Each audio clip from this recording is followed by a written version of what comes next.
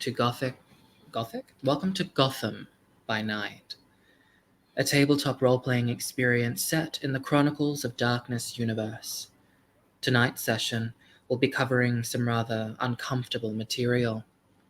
If you have problems with themes such as domestic violence, drug use, hate speech, racial slurs, injustice, mental health issues including suicide and self-harm, I advise turning away now. This has been your friendly warning. The Chronicles of Darkness is going to get a whole lot darker.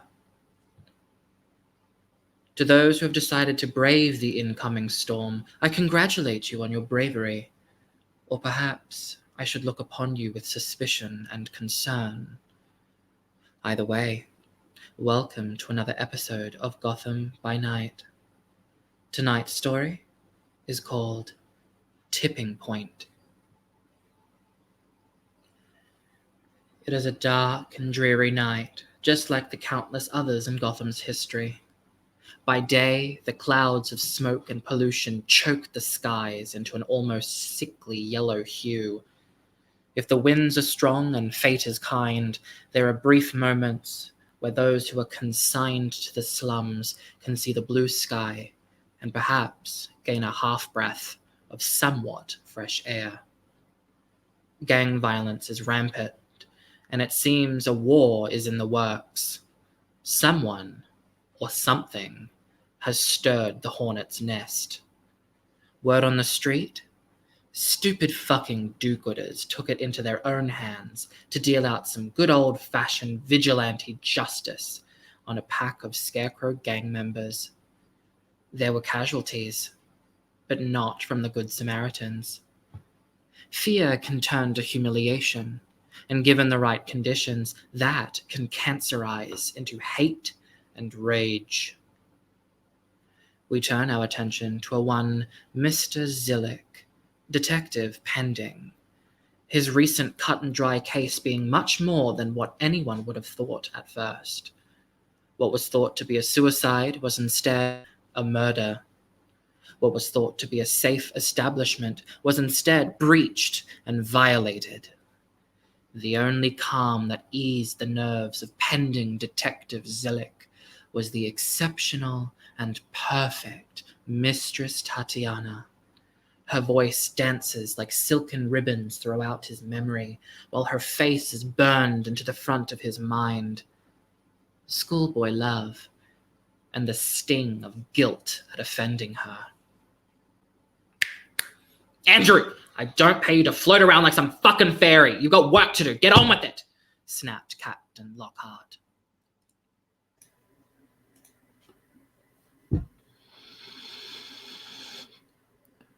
Well, how had he gotten here?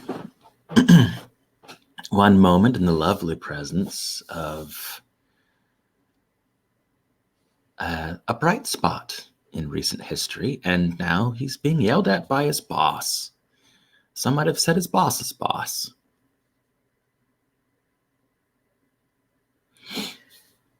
Andrew, you find yourself in the police precinct.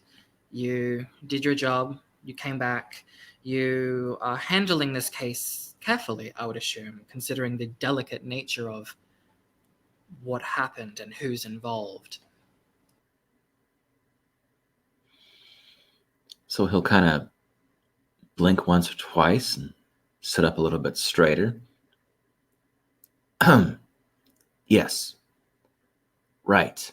The briefing, and he'll look down at what I'm going to assume are a few pieces of paper with pertinent information on them. Yes. He'll gather those and he'll stand up, give Captain a curt nod, because obviously that was a statement of, I've said my piece, get out of my office. Mm-hmm. So he's getting out of the office. Or in this case, the briefing room. Mm-hmm. And where do you go after you exit the briefing room? Well, it's painfully obvious that he wasn't paying attention. So he's going to find someone willing to compare notes. someone does come to mind. You know of him to be quite the bookworm after the incident. Officer Johann. He's at the same place as he always has been.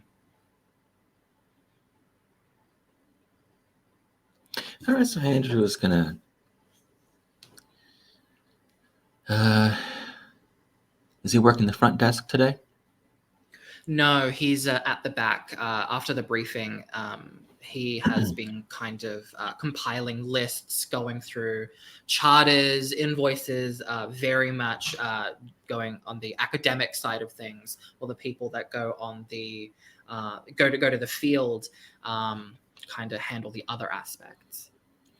Well, Andrew is sure that whatever notes Officer Johann took are probably going to be similar to the ones handed out, but it's probably a common thing for the officers to go see if there's a little bit more information he might have.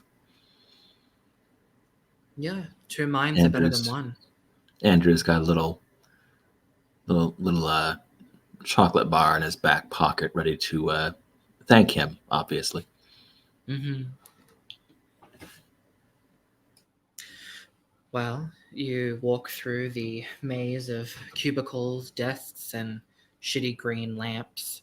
A lot of officers seeming tired, beaten, defeated, bruised, battered psychologically, emotionally, maybe even physically. Gotham is a place in which law enforcement is overworked, to put it mildly. But they try their best, just like you do, to be helpful. But you eventually stand before Officer Johann's desk. He is at work typing away on the computers, generously funded and donated by Wayne Industries. Johann, good to see you. Glad you didn't get out the door before I could say hi. Yes, hi, hi. How can I help? Oh, the captain was handing out one of his fiery, eloquent speeches. I may have nodded off in the middle of it. You know how sometimes you get one extra shift too many. Um, Or in your case, I'd say about five. I was looking to compare notes. I feel like an idiot. Oh no, nonsense, nonsense. Of course. So take a seat first of all. Did you want some coffee? Oh, that'd be wonderful. Okay. He gets up as you kind of situate yourself at his desk, make yourself comfortable, and he goes over to the back room, the lunchroom, the snack room, whatever, um, where the very well used coffee pot. Um, he pours you some coffee, the last dosage that was in the thing, and he pours it into a cup. That standard Gotham PD black cup with the sigils and symbols on it, and he brings it over and he places it in front of you on a coaster that also has the Gotham PD symbol on it. I'd offer you donuts, but I'm against that harmful stereotype. Uh, no, mostly caffeine. Sugar would be optional at this point. Mm. Uh, I hope I got your coffee right, but this is just to wake you up, I'm sure. Um, so the briefing.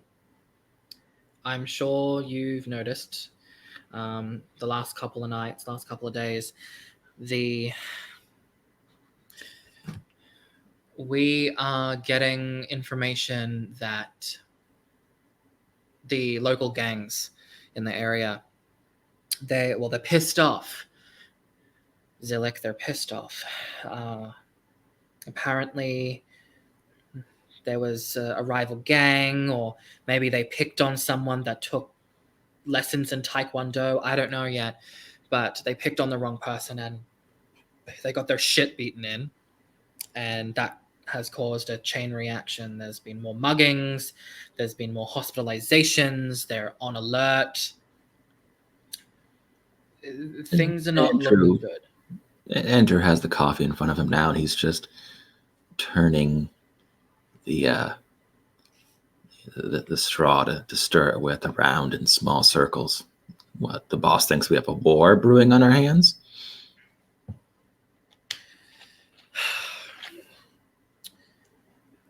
Captain can be a bit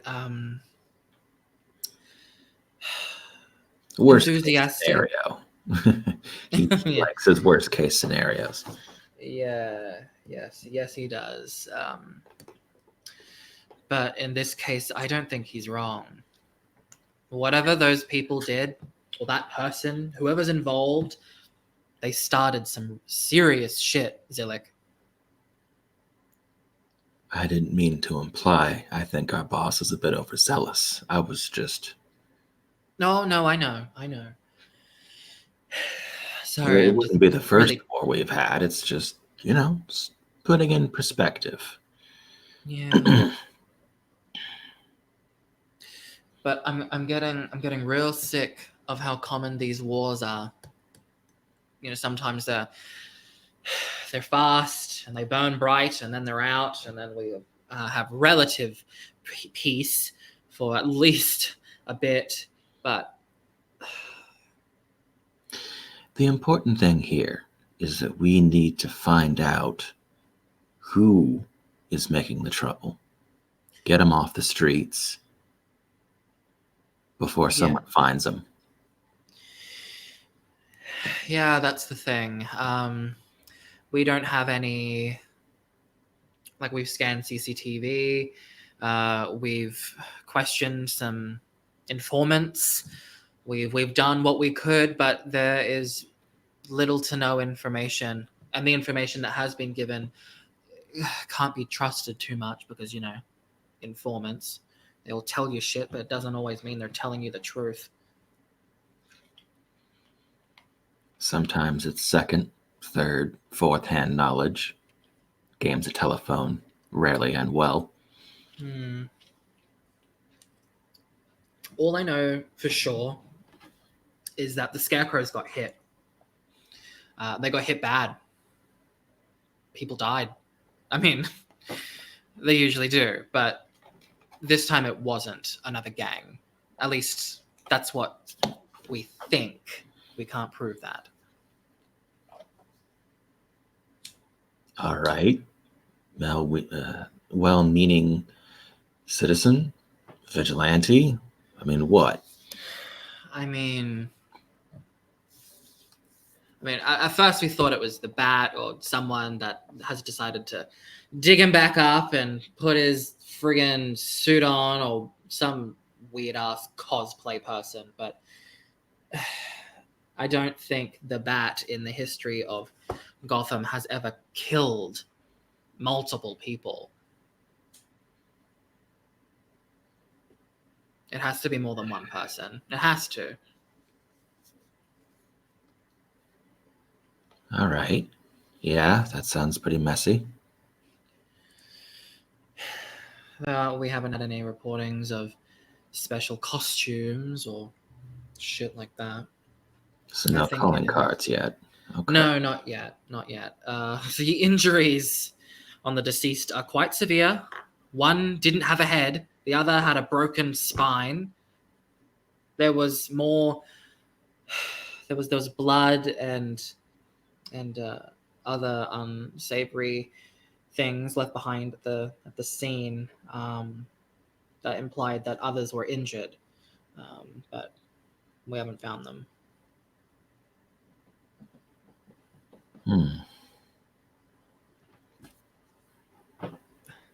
I mean, it'd take a lot of force to remove a head, and like at an alley, like you'd expect like a car or a hacksaw or something. Like, you can't just do that in an alley and get away with it. There's no signs of like bullets that would have caused that kind of reaction. I mean, there've been like, like pistol shells, little small things, but not like a shotgun to the head. This case stinks of something. All right. One more thing to put on the pile, I guess. Oh Sorry, yeah. didn't mean to be that dark about it, but No, it's true. But now it's time for me to pay you back one. Speaking about dark, your ex-girl decided to call us today while you were in the briefing room.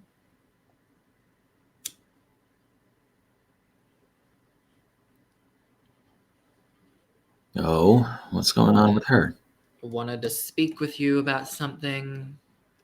I asked if she wanted to leave a message. She said no, never mind. But she seemed to really want to talk to you.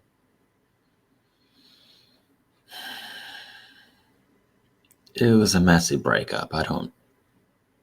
Oh, look, you don't have to tell me. I know I know how crazy women can be. I won't go that far. It was.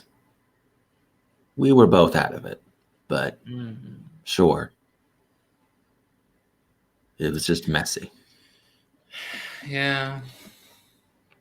He kind of gets a faraway look in his eyes as you two kind of talk about women and relationships, even though not in a positive light. There is some sorrow in those eyes, some longing. All right, I get it. I mean, she comes around again. She asks for me. I'll hear what she has to say. I mean, you could just give her a call, unless she deleted her number. I don't know. I'm sure you'll figure it out. I didn't just delete her number. I threw away the whole phone. Well, I if you told you, want, Johan, it was messy. yeah, of that I'm not doubting. uh, well, if you need a number, I've got it. It's in the history of the phones, so. All right. I help everybody else I can. I should be consistent. Mm.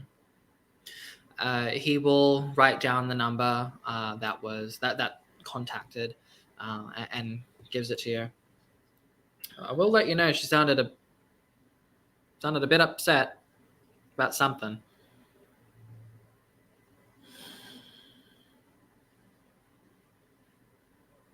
All right, maybe. Well, I can't say maybe it's not that bad, but I'll give her a call. All right. How many more hours do you have on the clock? Are you done?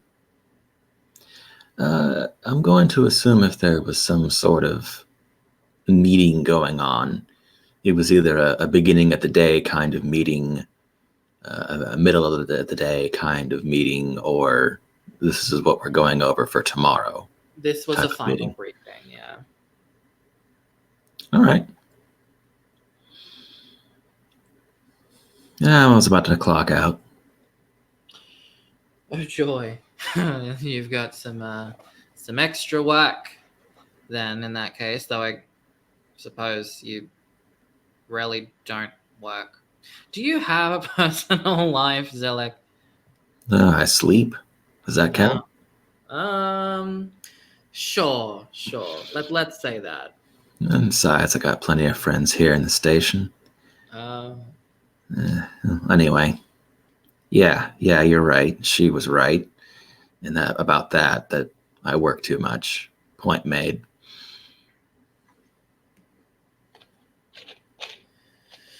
well, that's all the information that we have. The address of the, where we found the bodies and all that, is in your files.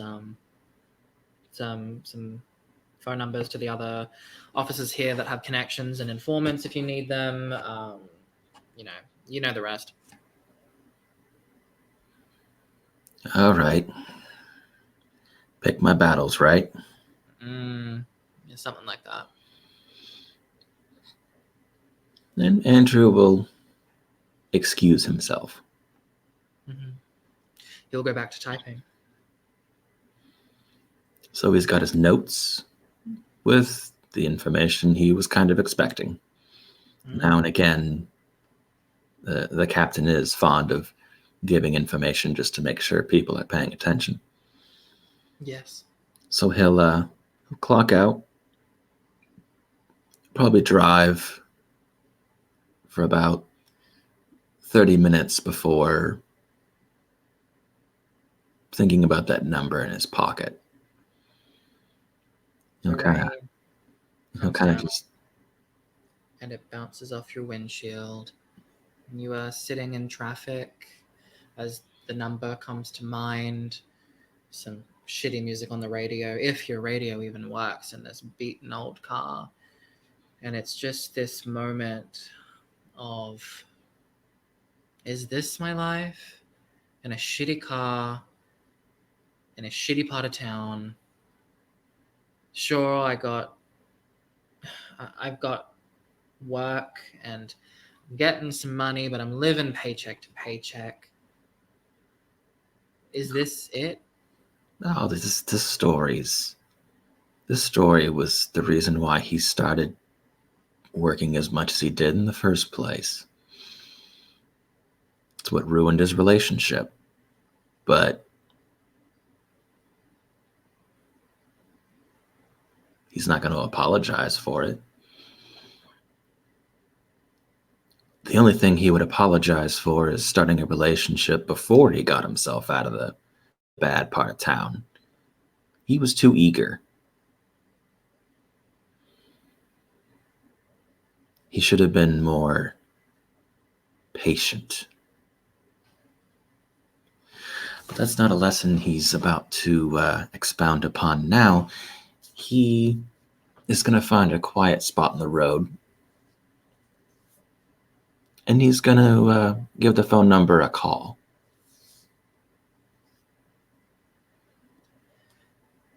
It rings. And it rings. And it rings. And it rings. And just when you thought that she wasn't available or that she's not near her phone, it picks up. No voice on the other end yet.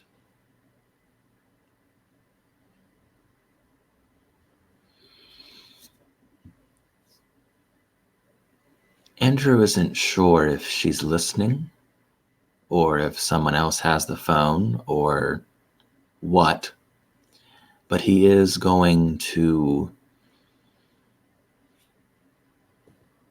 set a tone, I suppose.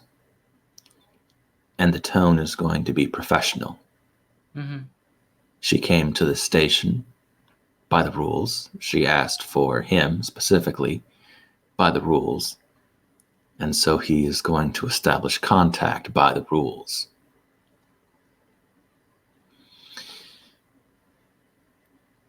Yes, good afternoon. This is an Officer Zillick. I understand that you came down to the station earlier today asking about me. And this is a callback letting you know that I received the message. And obviously, I retrieved your phone number. I wanted to call to give you a chance to talk about an issue if you came down for an issue or a concern. Drip.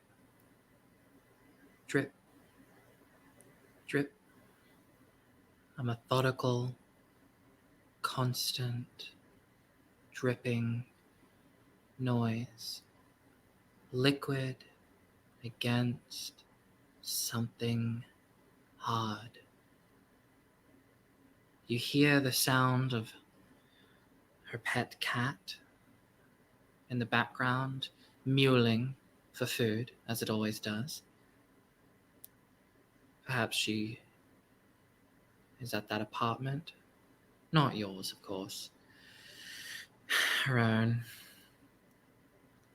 Drip, drip, drip. Something doesn't feel right. I I'm not going to pretend, but you came down to the station. You did things by the rules, so I'll do things by the rules. But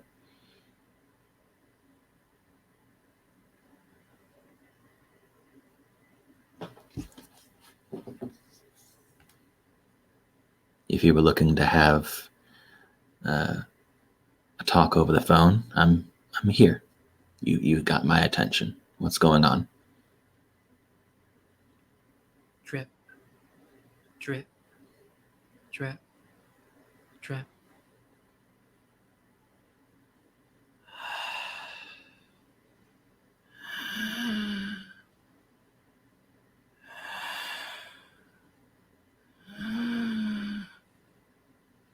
And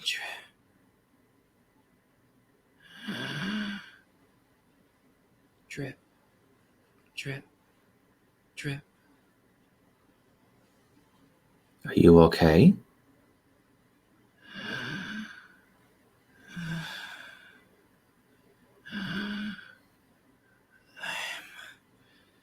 Tired. Drip, drip, drip.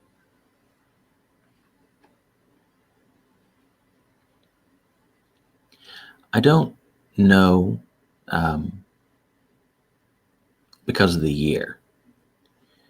I don't know if Andrew would have anything in the car that would let him trace a number. You absolutely can.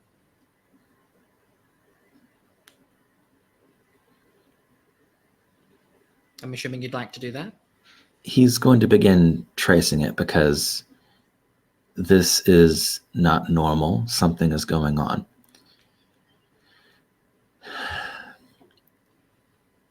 You have to keep her on the line. But you do. You punch in the symbols, you twist the dials, you do everything and anything that you can to get this program running. But it does require a set amount of time of a connected, two-way thing to kind of form the most accurate result. Arya, what's going on? Did you get hurt?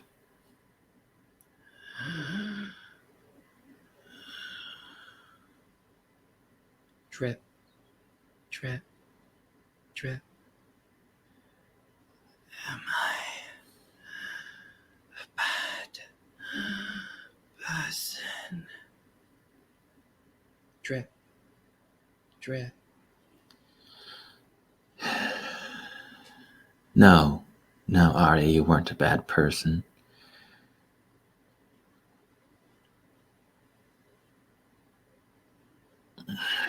What is going on, Arya? You give me this. You give me the number. I call you. You act. This sounds like you're injured or something. Are you okay? What's going on? I shouldn't have called. I'm sorry. Drip, drip, drip. You hear the sound of something moving and making a familiar noise. The acoustics in the room that she must have this call in, very similar to a memory you might have, or some audible stimuli you've experienced sometime in your life. If you'd like to hone in on that noise, make me a perception roll. That is wits and composure. This is entirely audio based. So I'm going to put in a minus 2 on the dice roll since the variables are so great. Whoops. Drip, drip.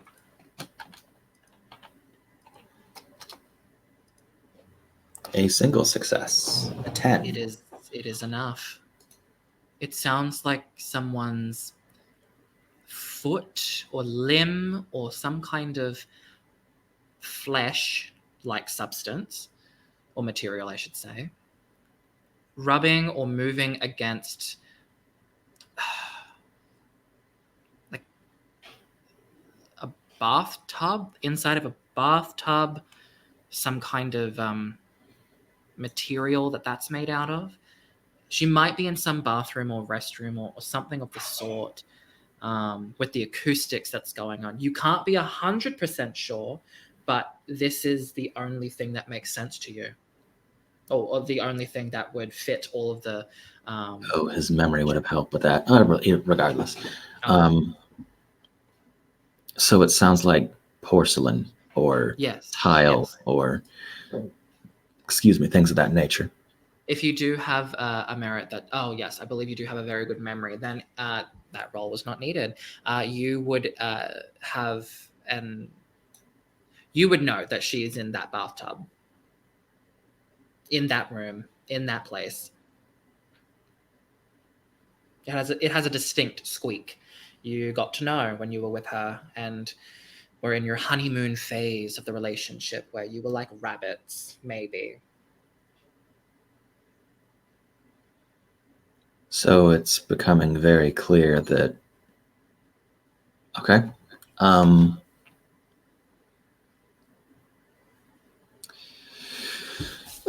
he's gonna do something stupid. No, he's gonna do something so stupid.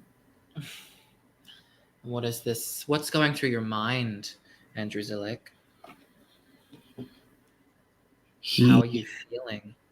He needs to get where she is. Something has told him that she is either injured or maybe someone. She sounds like she's in some sort of danger.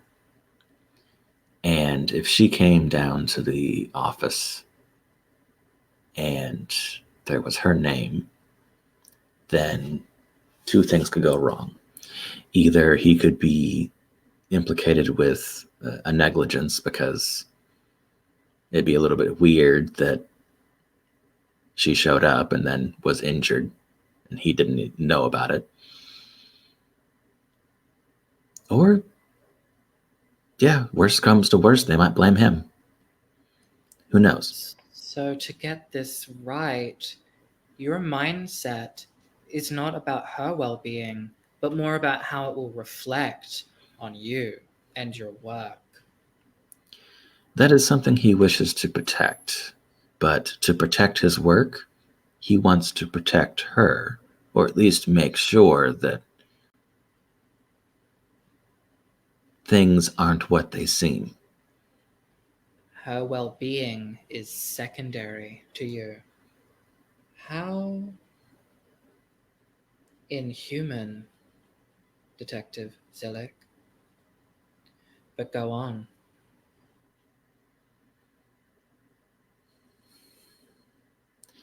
Well, he is very relentless. So he's going to do something slightly risky. I'm going to assume phone booths and the like aren't very common. They are not But even in the slums. But some random pull off behind a warehouse may be a bit more common. Yes. Risky, considering the gang violence that's going on, and warehouses usually are owned by less than nice people in this kind of town. He's just looking for a building that he can step inside of. That's dark. There are plenty around. Well, that's where he's going. He's going to pull off the street, uh, park in the back alley behind one of them, and then see if there isn't a side door he couldn't step through. There is there is a side door. It does appear to be locked, however. It is nighttime. The workers are gone, and whoever owns this building wants whatever is inside to be protected. Would he be able to roll larceny to pick the lock? You absolutely can. Do you have lockpicks on you? Probably in the car. Nothing fancy. Okay. I'll give you a +2, an equipment bonus. A dexterity, I'm going to guess. Yes, dexterity, larceny.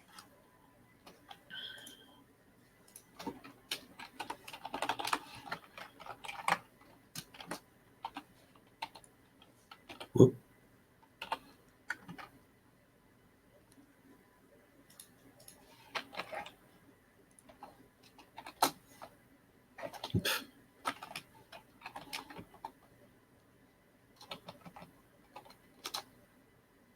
No, you have to do it again. Do it all over. All right. Yeah.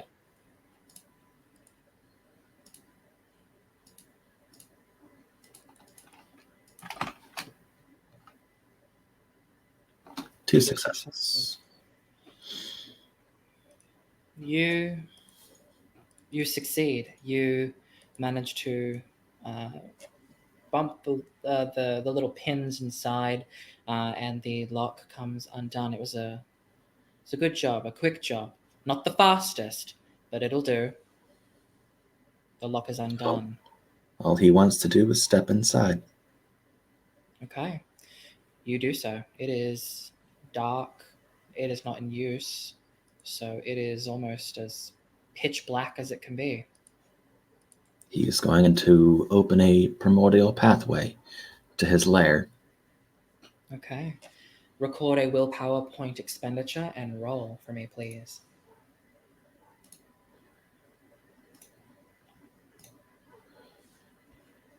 Let's see, 2 for those. I think it's 3 because it ends in his lair. Mm-hmm.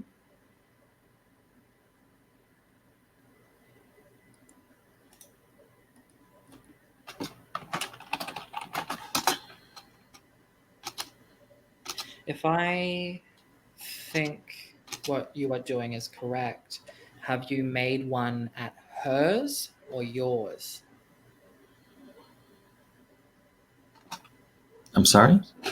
If what I'm thinking is correct, will you be able to step out where she is, or is the anchor point where you live? The anchor point doesn't matter. Where he is stepping to is the lair. Okay. Once he gets to the lair, he has to then open a pathway to where she is. His direction sense is one thing. The phone, I'm going to assume, gave him an address. It did. It did. And your memory, you know that those noises, it is of that address. The only other thing that he needs is resonance. So if the bathroom door is closed, that's enough. Okay. If it's dark somewhere in her apartment, that's even better. Interesting. All right. Oh. Did you roll to open your pathway? Wits and resolve, that's what it was. Mm-hmm. 3, 4, 5.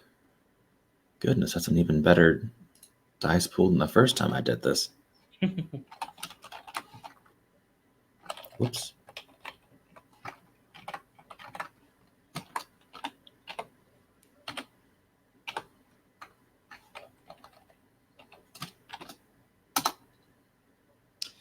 Okay. So The that gets him home, if you will. Yes. Why don't you describe to us the opening of your chamber and everything that comes with going into your special little place? So the door behind him is closed, and the inside of this particular building is very dark, and he can already feel that these two things remind him of home, which is strange, given that obviously his home is was an apartment. Home instead is a different type of building now. From the outside looking in, one might have thought that it was a small apartment building all on its own, but the windows are dark, impossibly dark. And the inside looks like some sort of haunted house, if you would imagine. The reality of the situation is that it's closer to a prison. The individual apartment rooms are actually cells and holding areas, and the hallways are barren. There's no there's not many distinguishing markings. There's all the all the walls look the same. It's a very unsettling place, impossibly dark, and of course, very much like this building, many exits, but they're all sealed. They're all shut. They are all impossible to pass.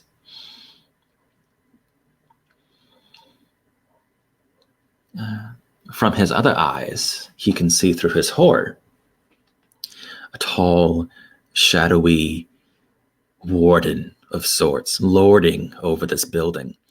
And as the darkness splits between the two worlds, it's all too natural then to step into this prison, his home, his lair, his heart. The two fuse. Andrew is gone. There is just this tall, shadowy figure striding, producing keys now and again to step through these doors, these barred and portals, I guess. But the knowledge is there. He doesn't want to stay in the primordial dream for too long. He has somewhere to be. And so he looks towards the information his phone gave him, to where he is rather sure Arya is. Your phone does not work in this god-forsaken place. It has shut off the connection, executed. She is alone again. That's fine. It's the address he wants, the specific place. Going back to the real world is going to be difficult, yes, but he still must name a place. You have the memory of that address, but your phone cannot turn on in this place. That's fine. So the question is, does this address, this building in the real world, does it have any resonance with his own lair? It does. It is the resonance of darkness and many doors being shut and locked. Oh, this is going to be difficult. Slightly difficult. It'll only be a -1. So he has a specific place. It is the real world, which is a -3. Difficult to move to the real world from the dream. Yes. And at least he has the +2. But what is your satiety? Or satiety? It is 8 at the moment. Then gain another 2.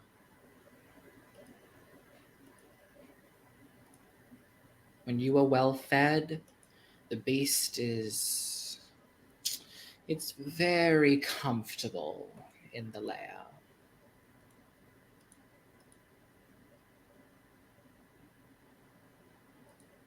You feel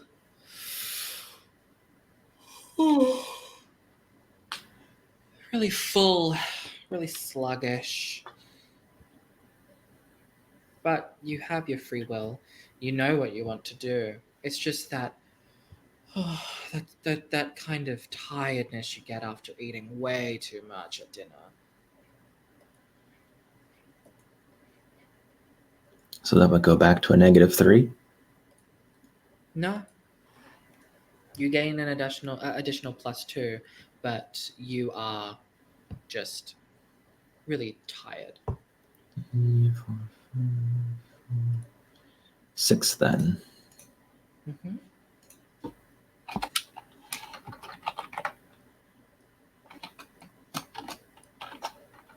Whoops.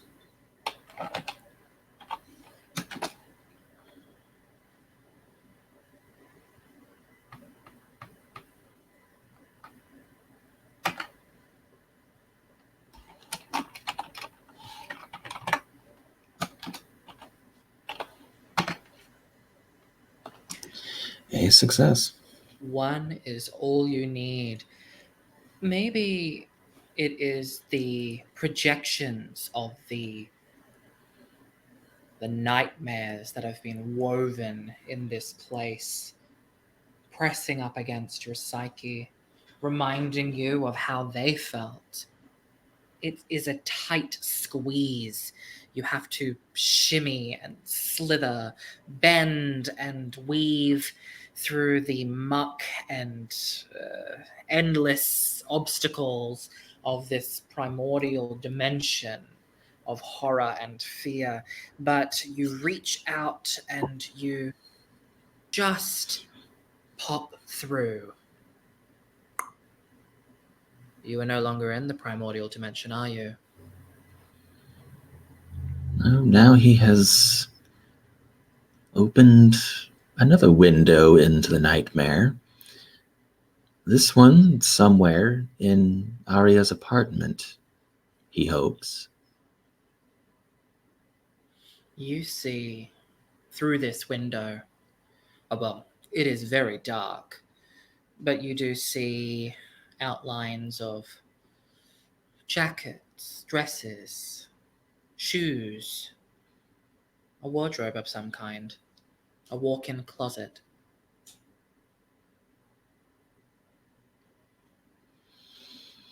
He steps through and then continues towards a door, he assumes. Mm-hmm. But it is locked.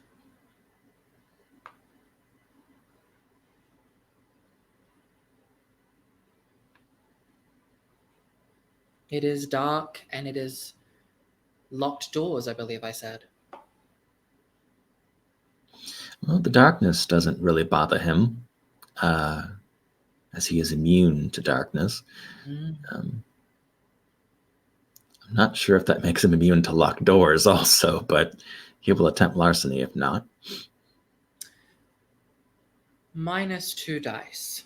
It is awkward to try and do this, and you can't seem to do it with your lockpicks either. That would require your fingers to go through slits that are too tightly pushed together. No, you're going to need to. This is a bit more simple, more of a deadbolt thing as opposed to a lock. Might I tempt you with athletics instead? To break through, Yes. you may. Strength athletics. 2, 3, 4, 5. I'm going to give you a -1 because if you are trying to reel back and kick it down, the space in this place it's tight and awkward. 3 successes. 3 successes. It does not matter that you are in this confined space. You are the individual. You are the creature that creates tight spaces, and you will not be bound in that way. And so you knee, you kick, you punch, you throw yourself against the wardrobe's door, and it smashes down, creates quite a bit of noise. But then again, she lives in the slums just like you, and what is a bit of noise?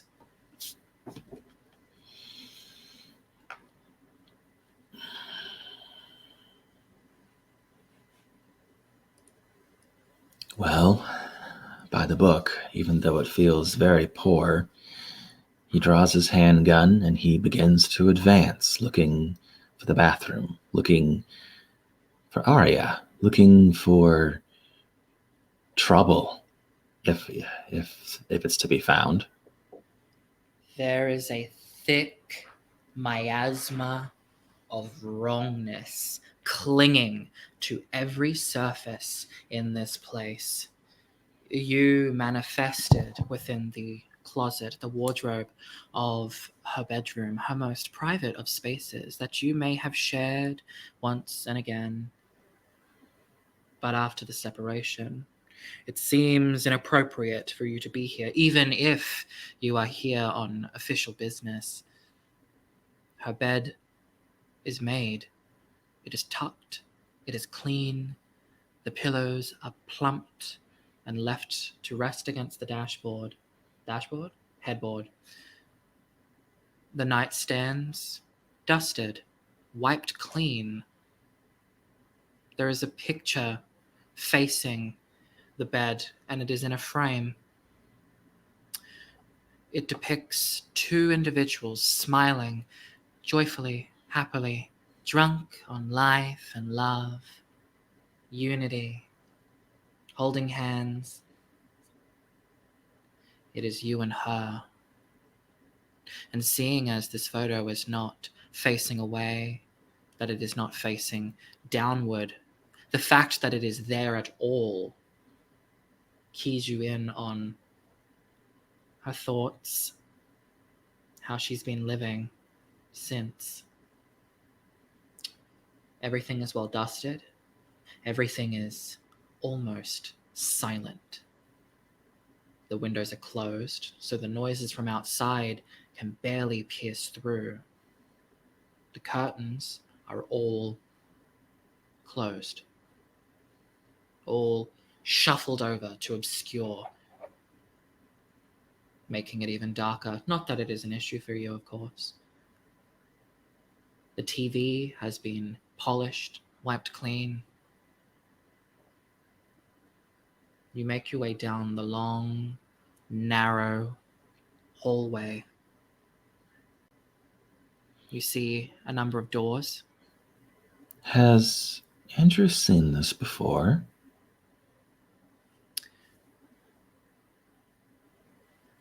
Everything sounds in its place. I'm going to say, because of your memory, there is a case you remember studying, though you have not been to directly. This is during your education. This almost seems like what would happen. Either it's a calling card, either they have just up and left, or potentially an assassin has come in and cleaned up any remains of its passing. There's also the other things, such as, maybe she just wanted to do spring cleaning, or maybe, she's hiding something. Maybe she had a guest over and she wanted to please them. There are many things it could have been. Yes, but the idea that someone came through and cleaned the place because it needed it is not a pleasant thought. And yet, is it the one at the front of your mind? He can't be sure. But it You worries can't. him. The voice, her tone, the dripping, that, dare he admit, fear quickened his steps here, after all. He has not gone to such lengths before. You almost, and correct me if I'm wrong, but you almost feel as if you are putting more effort into her now than maybe you ever did in the last bit of your relationship with her. You worked so much, you preferred extra shifts and time with her. You missed her birthday, you missed her recitals, you missed so much of her life for work. And now here you are, finally, after giving nothing to her for so long, finally giving her the time of day. And only because you think it will benefit your work again. The doors along these hallways all shut. Any threat could be behind them.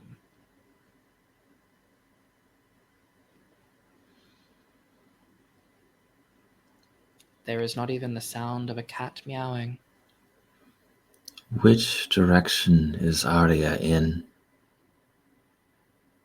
She is at the end of the hallway. You'd need to go through, you need to pass multiple closed doors to reach her. He will dare. He will dare. Are you trying to be quiet, silent, or do you just wish for speed? He is not attempting to be stealthy now. Okay. But your gun is out and you are ready? Yes.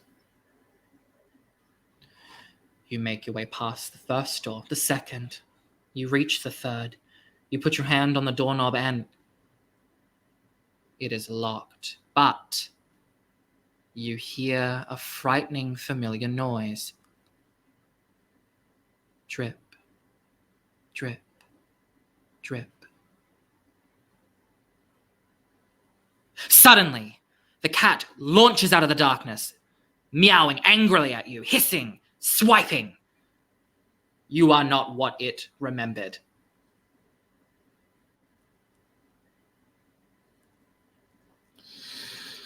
He doesn't have time for this. He doesn't have time for any of it. He doesn't even know what he's dealing with here. She could be lying in a pool of her own blood in that bathroom. He doesn't know. He ignores the cat, assuming nothing about the cat. What are you going to try to do? It is trying to claw at you, trying to be aggressive towards you. If you are ignoring it, it will scratch up your pants. Not that you care, but what do you wish to do? She was in the bath. At least from the sounds of it, she was in the bath. She was in the tub itself. Yes. He's going to take his gun and he's going to blow out the lock. Okay. A loud ringing noise, a small explosion. You hear the muffled sounds of the other neighbors crying out in alarm. That is much louder and closer than they've experienced before. Gunshot and violence and gang activity outside of the building, sure, but for it to be inside, that is something that they didn't think that they would have to deal with. A foolish thought. but a thought that they all share nonetheless. You feel the fear, the horror, the anxiety from men, women, little girls, and little boys, and even the primal fear of animals rise like a hot steam from the lower levels up, up, and drifting by you like an intoxicating perfume cloud, rising, building, billowing, swirling. It is mouth-watering. And though you are gorged, though you have eaten so much, your horror wouldn't say no to another nibble. But you have succeeded in blowing out that lock. The door will open to you. The cat is scared. It runs away. You figure if these people heard that noise, you only have precious little time until someone is going to try and intervene. Andrews, he's going to call the police. Okay. Your phone is out. You dial the police.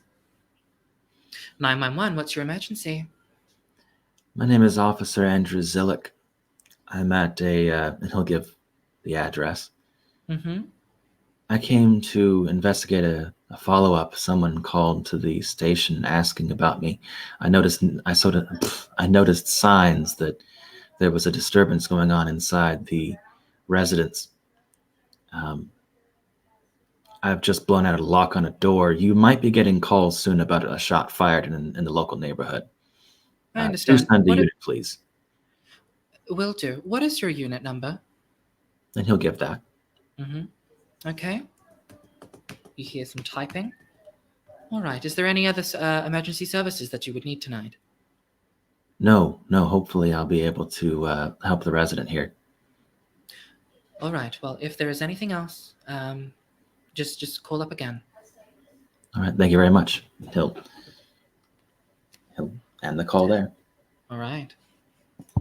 You have warned the authorities.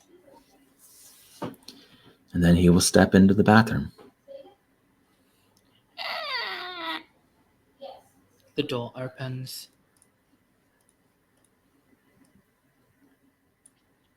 I know you're a monster, Andrew Zilek. I know that your soul has been devoured by an entity that comes from beyond, comes from a place that human minds can barely comprehend, if at all. Perhaps Lovecraft was right about such a place. But you are not just your horror. You are not just this being that feasts and feasts and feasts and terrorizes and is a villain. You are a helpful soul. You wouldn't go and sign yourself up to being a detective into the law enforcement of Gotham City if you did not want to help people. And I believe when you walk in and the darkness peels away, you find the source of that dripping noise. Your mouth might open. Your heart might sink. That guilt that you have selfishly for another woman might bloat further. Maybe 3 times its size, since you came into this situation only wanting to secure your next promotion rather than her actual care. The source of the dripping? Aya's arm draped over the side of the bathtub. Deep lacerations on her wrists, up her arm. They don't appear to be sideways. They appear to be up the street. Drip, drip, drip. Blood droplets dropping. No. What I did was because it was earned. This is wrong. This isn't right. Damn it. And he's going to step inside and he's going to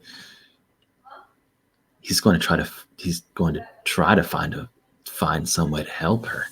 This doesn't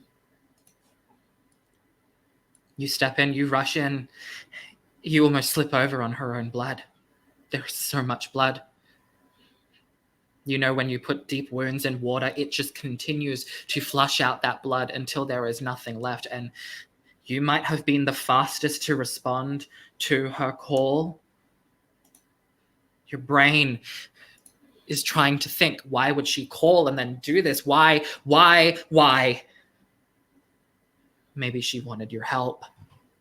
Maybe she wanted to hear your voice. Maybe that was her final attempt to finding a reason to stay in this world. But you were too busy. You were not there for her, just like always. The razor blade on the ground, on the tile. Her lips blue, her flesh white, pale, growing paler. She can barely keep her eyes open. In the water is a scrapbook. Pictures of you and her, smiling, laughing, being happy. Now soaked in blood and water, like dead leaves in fetid water, drowning in sorrow and suicide. Her head falls to the side and she tries to look at you, but you can tell her eyelids can barely stay open. She tries to speak. No, don't you dare. Don't you dare. This. If you truly wanted, this is not the way to have done it. And he's going to try to find something, anything to stop this bleeding.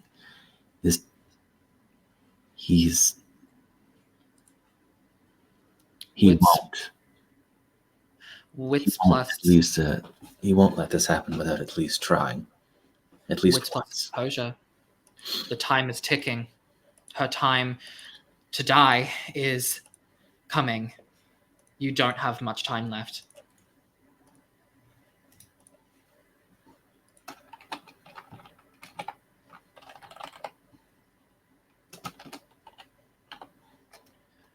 I'm sorry.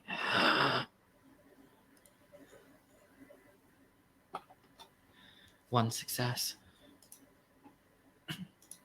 You have to let go of her to find, to search, to see if there is anything at all to stop the bleeding, to slow it down. Easily half of her blood is gone. Easily. There's toilet paper. There is tampons. There are pads. You rummage around. You throw things from out underneath the sink cabinet.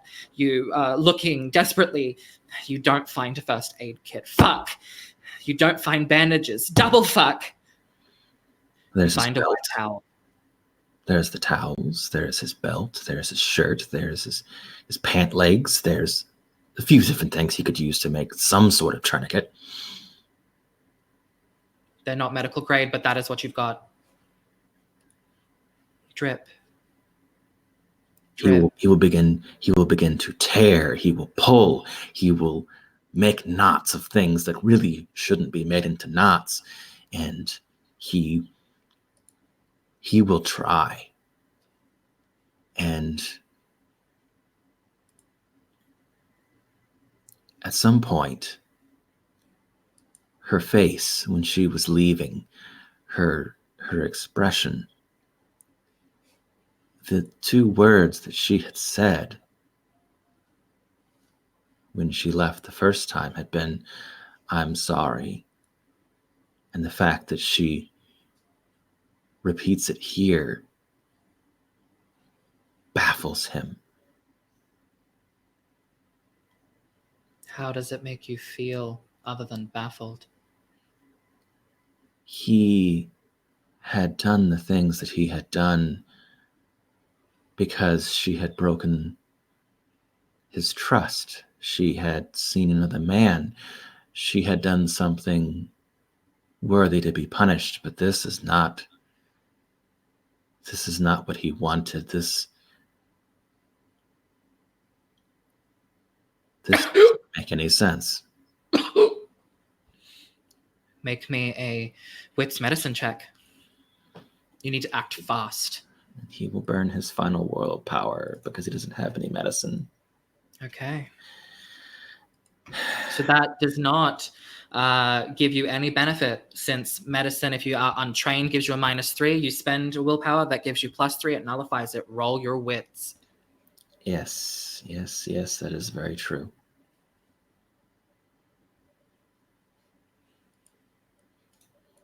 You say that she broke your heart, that she broke your trust, that she was worthy of punishment, that she hurt you in a way that you'll no longer be able to forget. But that was the only thing she had done. That was the only reason he had for what he did. And there are She had apologized, and he could see it in her eyes that she understood, and that was enough. That had been enough. That was always enough. Oh my god, a single success. Yes, describe what you do. His belt is easily out of all the material he has, his belt is the thing that is going to work the least poorly. And just based upon what he can see, one of her arms is bleeding worse than the other, and that's the one that he applies to. Okay. The other he can only do as much with the towels and part of his jacket. Mm-hmm. The stench of blood is almost overpowering, of death and blood and desperation and hopelessness. It is choking. Hello? Who is in there? We hear from the front door. A deep, gruff man.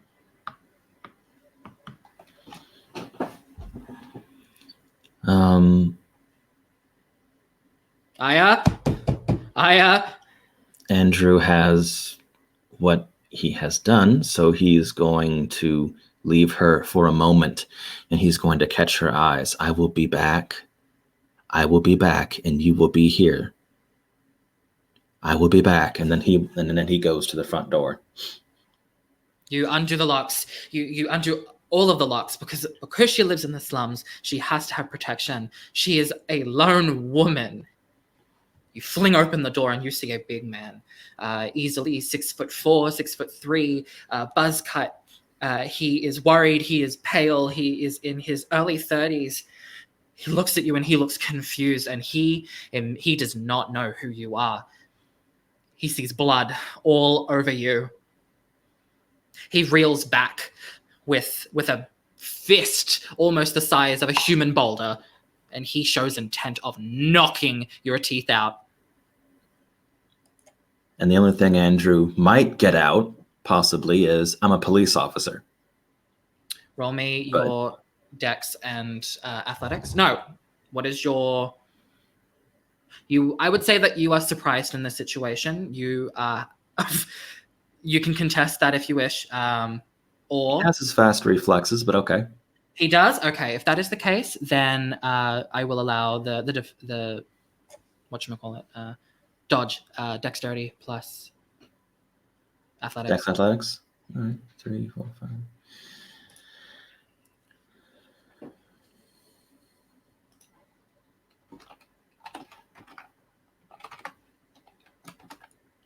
No, this is where I miss. Oh, goodness. One success. One success. I will roll Actually, no, I won't. I'll just go with it. It is only a single success. His fist will collide with your jaw. You manage to dodge out of the way of most of his power, most of his strength, and he must have put a lot of strength behind that fist. There is panic, there is adrenaline, and you can smell from him this fear of losing someone that he cares about. And please take 2 bashing damage as your jaw collides with the knuckles of his fist just.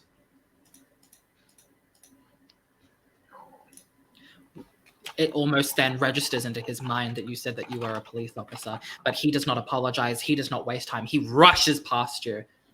Aya. He sees the open door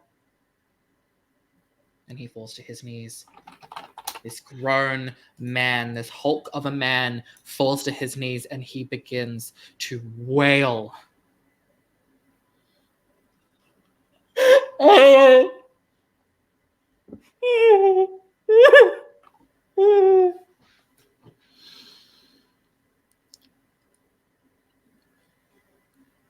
What do you do?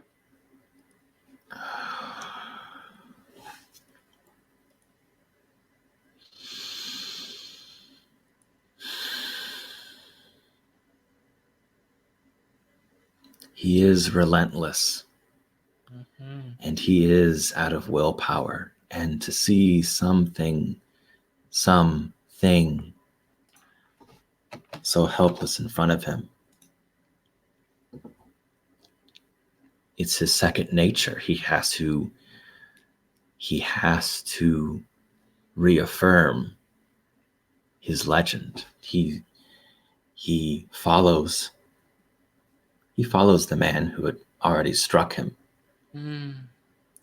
And he is going to circle around and grab at him, or at least try to. And he's going to try to get his attention. I don't know who you are. You don't know who I am. But we both know who she is, and she needs help. You are going to help me help her. And he is attempting to intimidate this man into helping him. Yes, of course. You will succeed, but roll. I wish to see how effective. Presence, I'm assuming. Presence, intimidation, yes. I'll give you a +2. But time is running out. You've left her alone, and maybe it is that relentless nature of yours that is allowing you this moment. No, it is your helpful nature. Yes, your willpower is all gone. You've expended it all, but it is a flickering candle of hope in the back of your mind. And you remember, if you leave someone alone who is weak and on death's doorstep in a bathtub, and they don't have the strength to keep their eyelids open, they might drown. You intimidate him. His face contorts in fear, in confusion, but he can't even respond to you verbally. He just nods his head aggressively. And that's good enough. And he's going to turn and he is going to begin tending to Arya again. He is going to make sure that the bleeding is still slowed, or it may have even stopped. He dares to hope. He knows that she has already lost so much, but he does not want her to lose more. The bleeding has not stopped. It has slowed, but you don't know if it's because of your belt or because she is simply running out of time. Have you called the ambulance? This man says.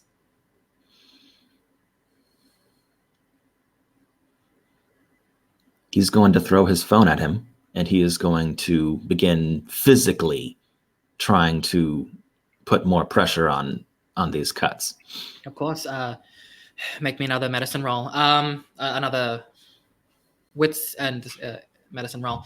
But as you do this, I will go on to explain that this man, he is simultaneously scared of you. He is scared of what is happening to this woman. He had no idea that he was going to walk into this kind of situation. He takes your phone. He dials in 911. He he speaks to this woman on the other end. He is crying. The person on the other end is asking him to calm down, but he is trying so hard to be as compliant as possible. But how can you when there is someone that you care about dying right in front of you and you feel like you can do nothing?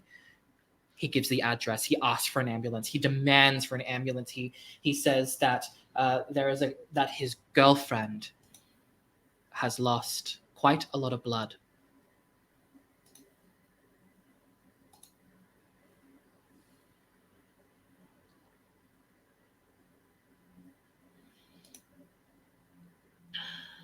Oh, that's medicine again. Oh boy. It'd be a chance die, if anything, at this point. He's literally out of willpower. He is.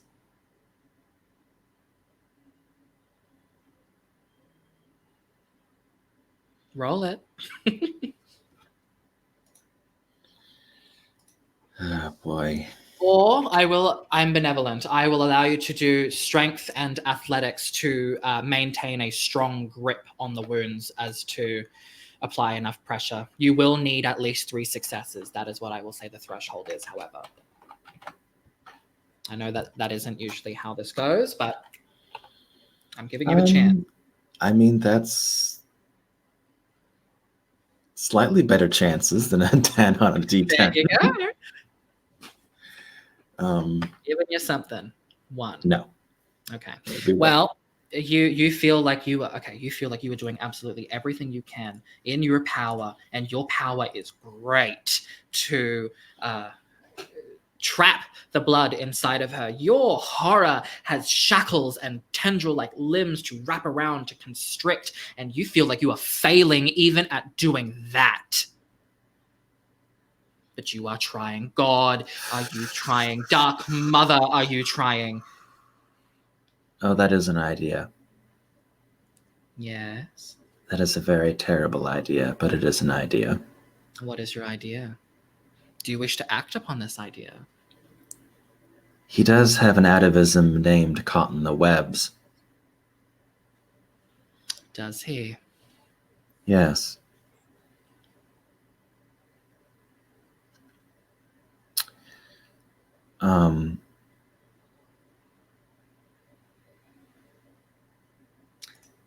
She's getting limper.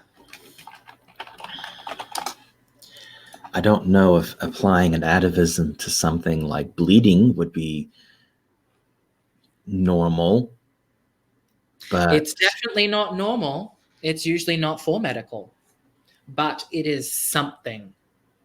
But it is the ability to create bindings, more or less.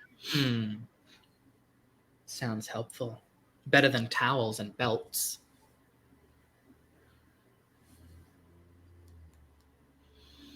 Do you wish to do this? In front of her? In front of him?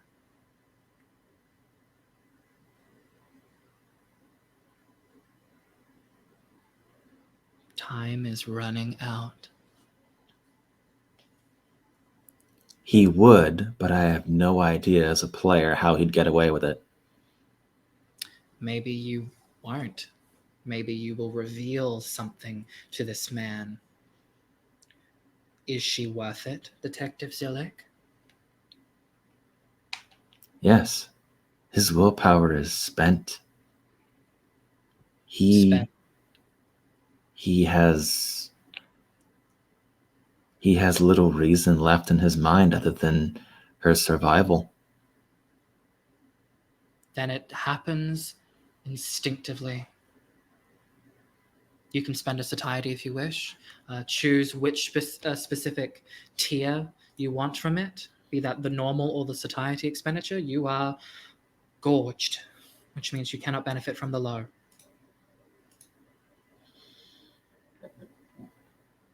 Let me find this to make sure. How supernatural binding conjuration manifests into this real world in front of her, in front of him, in front of you.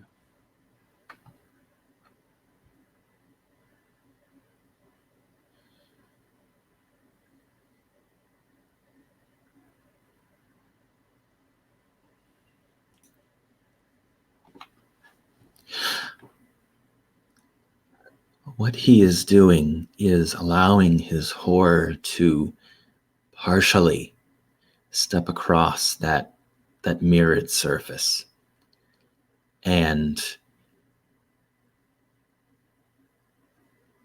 while usually not visible to others without some sort of talent, um, goodness.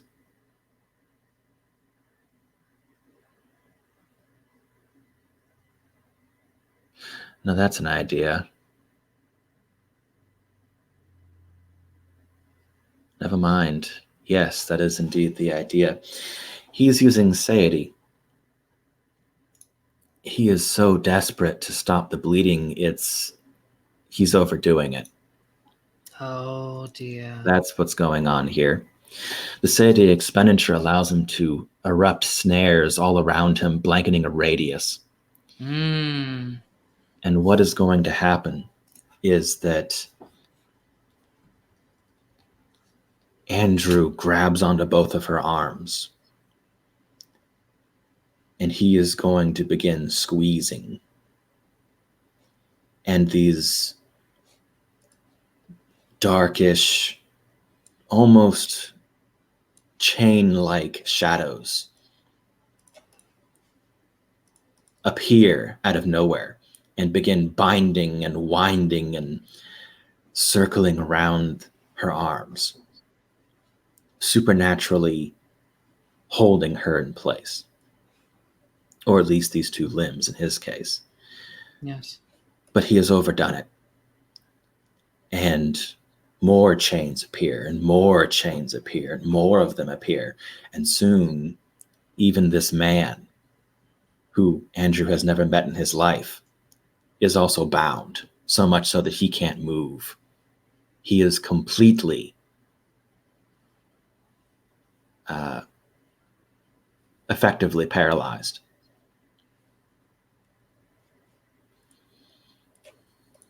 I see. Well, the phone drops into the ground, into the blood of your previous heart. He can't speak with that woman anymore. He can't even scream. He can't move a muscle. But you have quite significantly bound the injuries of Aya.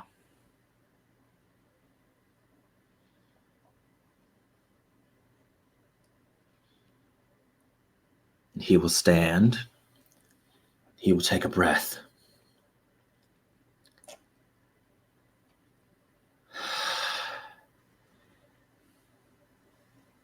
I am so fucked.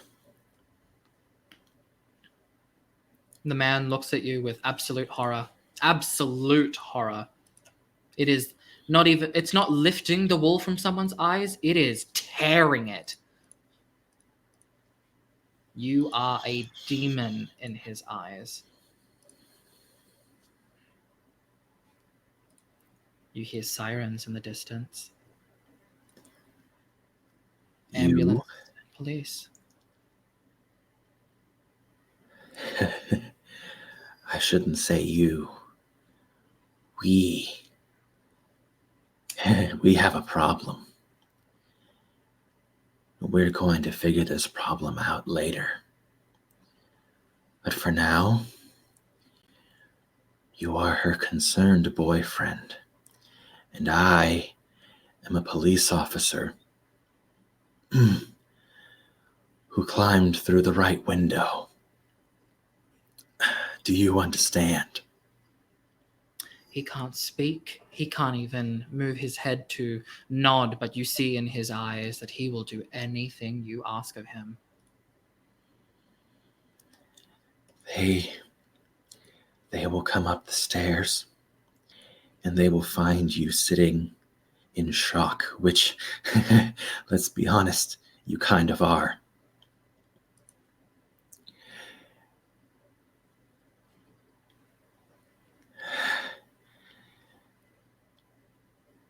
She will live. And that's enough for me.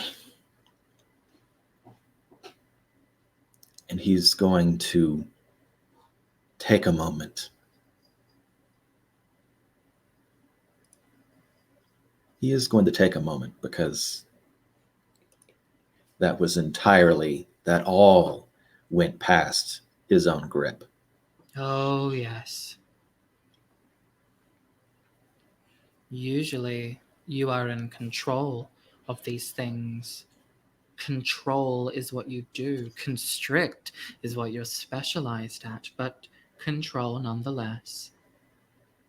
And in this moment, this dreadful, dreadful moment, you lost every single droplet of control. You failed your very nature.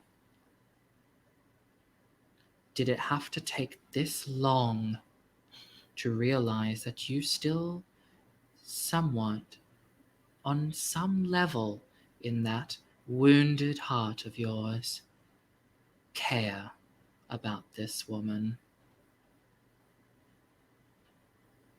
Or maybe you're just afraid you'll lose your next promotion. You hear the footsteps of familiar weighted feet rushing up the stairs. You see flashlights shining into the room, guns at the ready. Freeze! You know these people. You work alongside them. They see you. They don't lower their weapons. Andrew's Blood. going to raise his hands. This is a very, very poor scene. Absolutely. Blood all over you. They come to you. They demand that you get onto your knees, hands behind your head. He will release the man, but Yes. they won't be able to see the bindings around Arya, and that's enough for him. Yes. They come in. They apprehend you. They look at the man who is in shock. They try to apprehend him as well. Very easy to do, seeing as he is almost in a vegetable-like state. No, maybe petrified is a better way to put it. And they see the woman. One of the police officers almost slips and cracks his head against the basin on just how slick the tile is with blood and water. Panic rises. Tension rises. Horror rises. But the scene fades. When the camera how do I put this? Things have changed when next we look at pending Detective Andrew Zilek. Aya is at the hospital. They came, they took her away. You were questioned quite deeply, quite intensively. It was a bad thing to be caught in, even if you called the police prior. They saw blood all over you. They saw a man in absolute horror and a woman 3 blinks away from death. Of course they'd question you. But maybe it's just your bad luck. You see a familiar man step through those doors. Otto. He walks to Captain, to your captain, Captain Lockhart. And he has a small conversation with him, some words that you can't hear. But by the end of it, Captain Lockhart appears to be calm, appears to do what he's told. You're free to go. Detective, says Captain, which usually is angry all the time, but now he is acting emotionless. He's not acting himself. But the cell doors open for you. You are released. Ironic that someone that specializes in trappings was themselves trapped. But the cell doors open, you're free to leave. Otto looks at you once and then walks out of the building.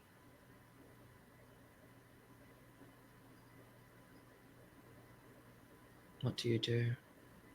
It's clear it's been 3-4 hours since the situation.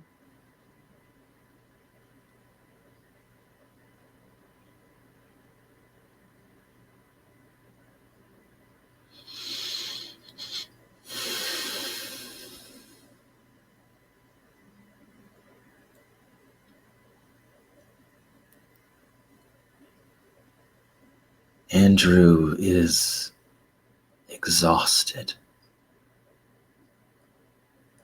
by any meaning of the word. The horror in his chest is bemused, but his mind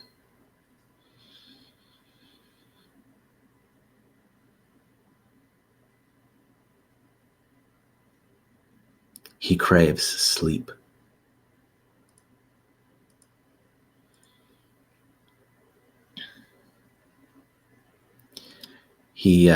He might have a short conversation with some of the people in the station. They don't seem to want to talk to you. No one, not even his contacts. One of them, maybe, but they seem reluctant and uncomfortable. And people are watching. And the office is almost dead silent.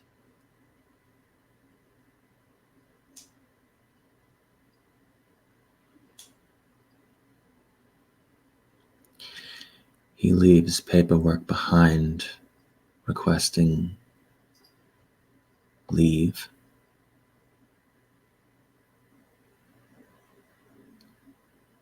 Maybe for a week, something uncharacteristic.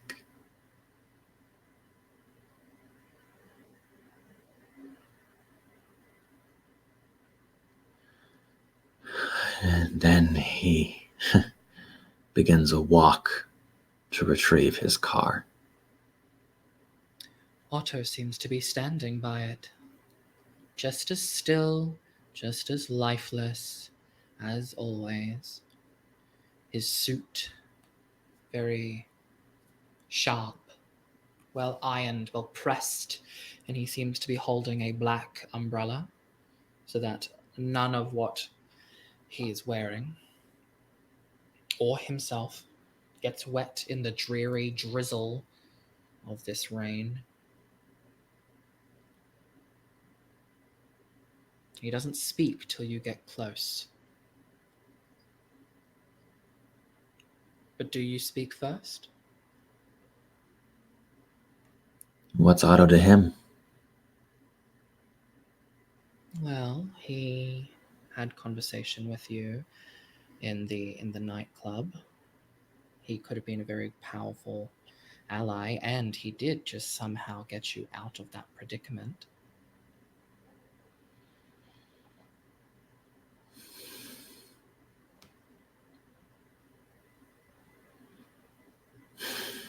He looks at you almost expectantly. Not happily, just neutral expectation.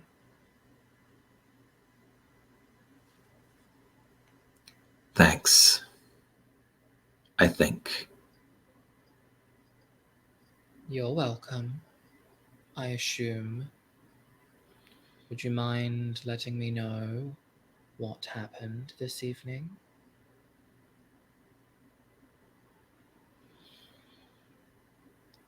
If you're asking if I want a stiff drink in a moment of clarity? Yeah, that sounds good. He extends his arm in a way that is not right and gestures to a black limousine almost engulfed in the darkness of the city. And there appears to be several large men wearing shades, even though it's nighttime, wearing suits that are sharp but not as good as Otto's own, just to make sure that no one tries anything with the limousine. And it appears that he is gesturing for you to go to it. After our conversation, we can come back for your car, or I can have someone move your car to your living quarters. Wouldn't want you to drink and drive now. That would be helpful. Of course. After you. He'll go along with them with this glum idea that if his boss wasn't going to fire him, maybe they are. Mm. It is a silent stride from the lips of your employment to the sleek limousine in the dark. He doesn't open the door for you. You don't have to open the door either. One of the large men does in the back.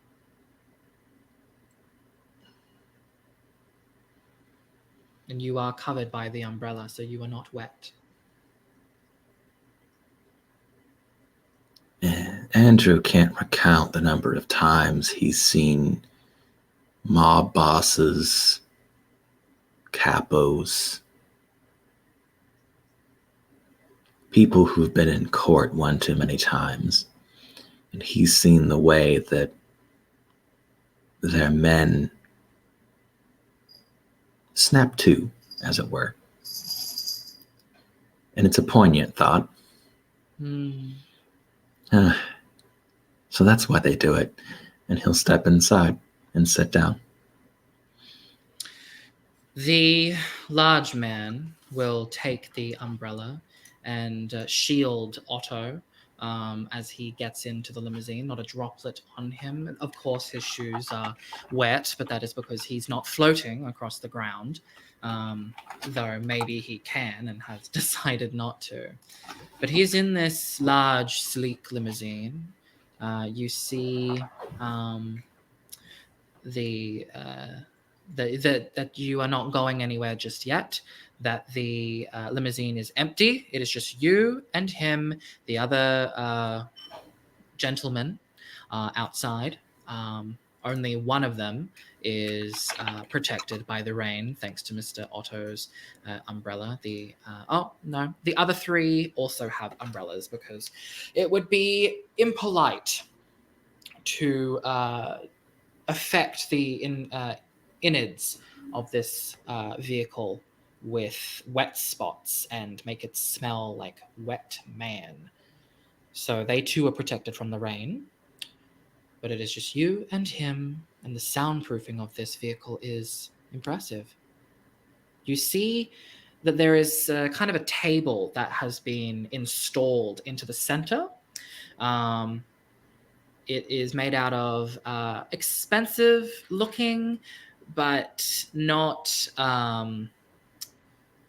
hard material. Just in case if there was a car crash, you wouldn't have that come up and kill you, or you slam down in it and have it knock you out or whatever. It is there just for the purposes of having drinks while you drive. However, there is a decorative decanter with a light brown looking liquid and two glasses of similar designed glass, each with one with the liquid brandy, the other with a dark reddish looking liquid, both with ice in them. Hmm. Otto Well, I should be reaches. used to this by now, shouldn't I? Hmm. Otto reaches for his own drink, the red one, of course, and he takes it. He does not sip. He just takes it, swirls it around, the ice clinking against the glass. He lifts it up to his nose, enjoys the subtle scents and the notes that are in this liquid. Then he looks at you.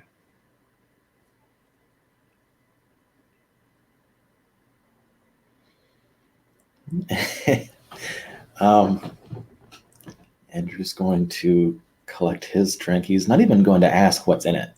Hmm. He's kind of that resigned to Oh, yes. whatever's going on. And this is obviously not a shot glass. This is a glass. This is a tumbler, as it Yes. were. So he will probably down half of it. Mm. Cheers, Otto says, and then takes a small sip as if it was a fine wine. And then he does one of those things where he allows his tongue to explore the inside of his mouth, to aerate that crimson, enjoying it fully before it does eventually gulp down and into his internal systems. Now, after that half tumbler, Andrew is going to slow down because he's not an alcoholic. Not yet. He just he just well, obviously. Mm. And he's going to just take a hint from Otto, and he's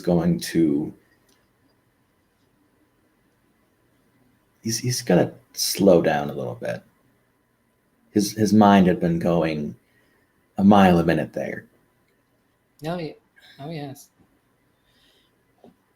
It looks like you've had a rough night, boyo.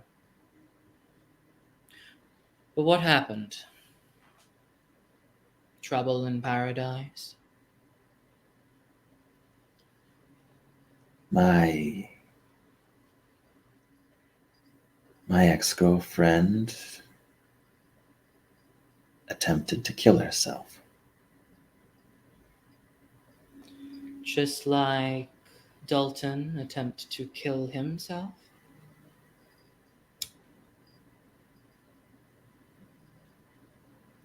I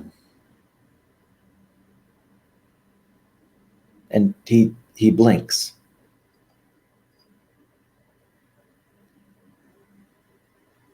I'm being targeted now. This is No, that I'm what just this is? pointing out that there is, well, a second suicide case, alarmingly close, and you have been in both of them. I do not believe that you are involved. You're much. I do not have reason to suspect that you would do such a thing. But I'm just voicing what people might be thinking. Thoughts, of course, can be influenced, changed. I don't mind as much about what people think. I would like Oh, to know what I care more about what they know. And from what I know, linking me to that murder would be very, if it was a murder, would be very difficult.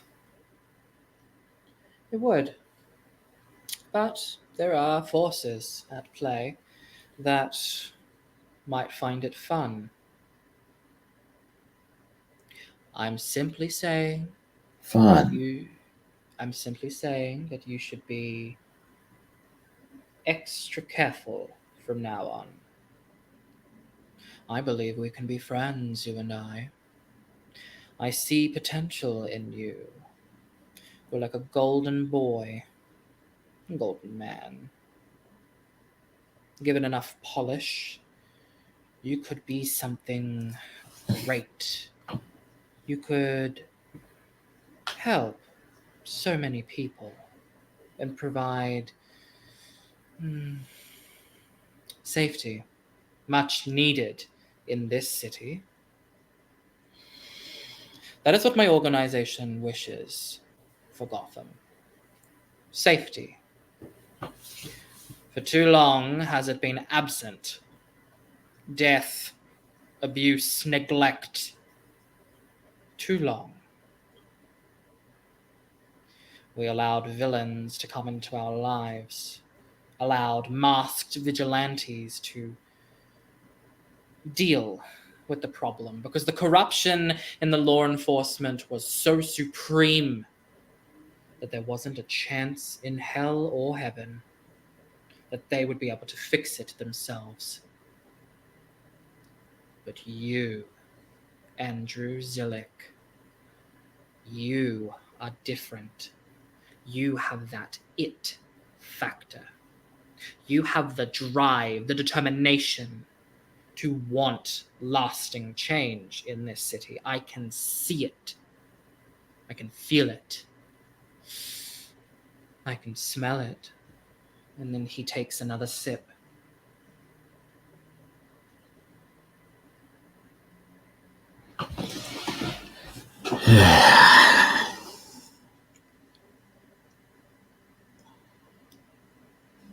All I know is I did something very, very stupid, and that this splitting headache is my paying for it. What did you do?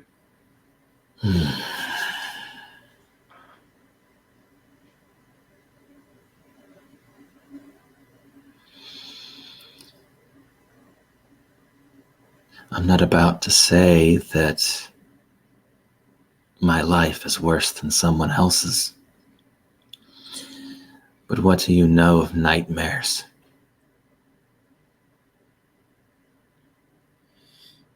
Are you referencing Scarecrow's gang? That demented psychologist's vapor trick? Oh, I'm sure he would find what I have to say very interesting, but no, far more mundane. Young children climbing into their parents' beds in the middle of the night. The middle-aged alcoholic coming home to another bottle. Unfit sleep. Nightmares. Clean and simple.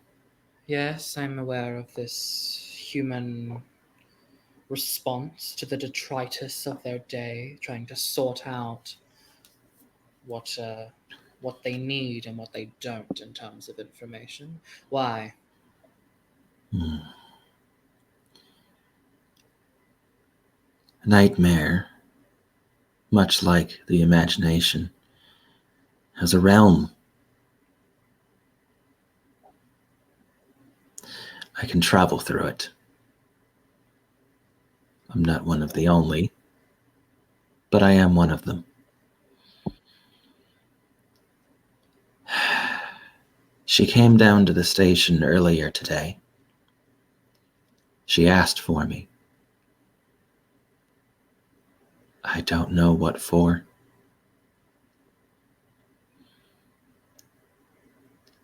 The only thing I do know is that I was busy. I've always been busy. Busy or sleeping or... Anyway.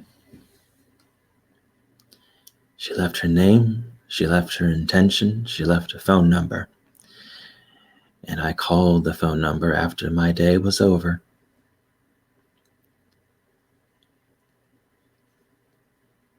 And looking back, I can say that that was almost too late. Might still be too late. I haven't heard much back from the hospital yet.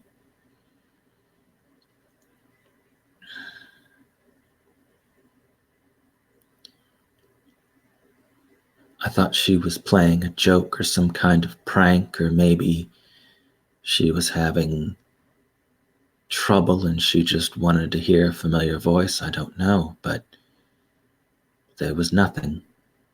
It was all quiet, and then there was just this dripping sound. Reminded me of porcelain.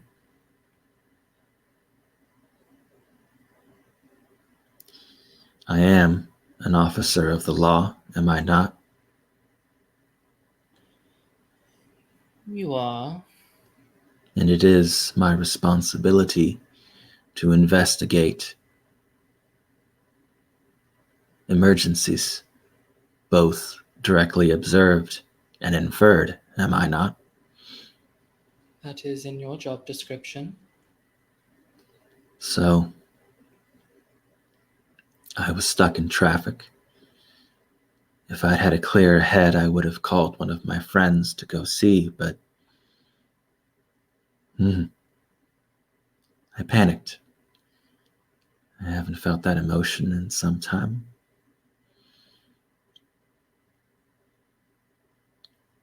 I found a dark building and I opened a path.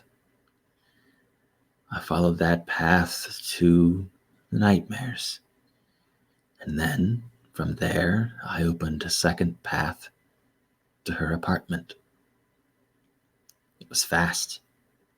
It was easy. Well, it wasn't quite easy, but it was fast. I didn't know if she was being held at gunpoint. I didn't know if this was some sort of cruel trick and I was going to be. And he pauses for a moment, as if a trick would have been infinitely more preferable to what was going on.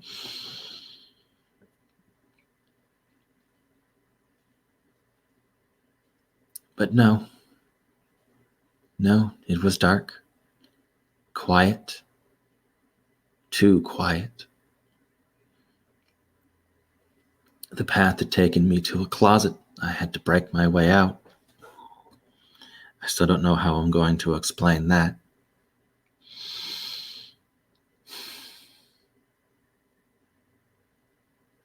I found her in the bathroom, like I thought she was, laying in a small pool of water, mostly a larger pool of her own blood.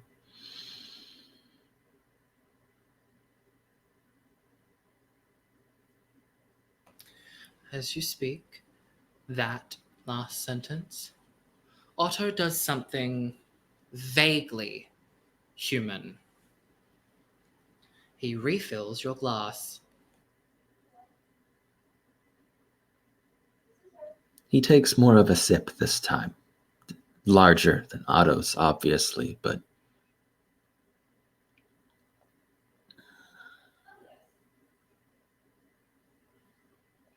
I did what I could. I'm no paramedic. I found whatever I could get a hold of that looked like it would vaguely form a knot and put it around.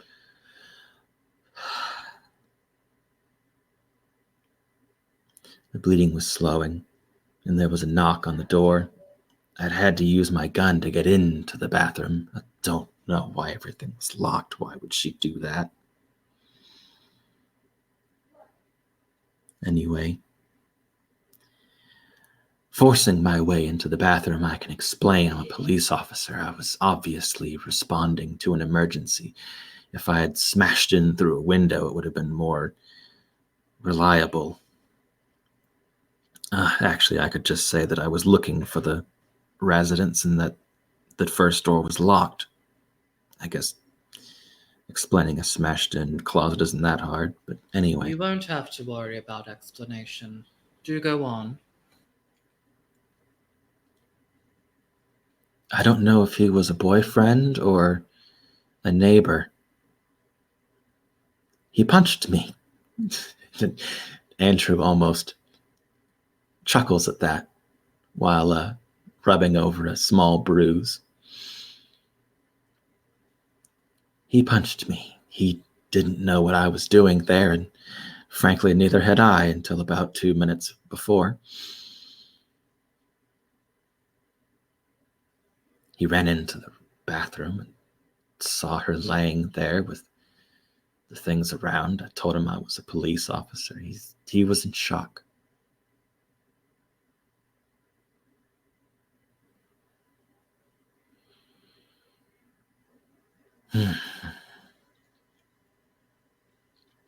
I was running out of options, you see.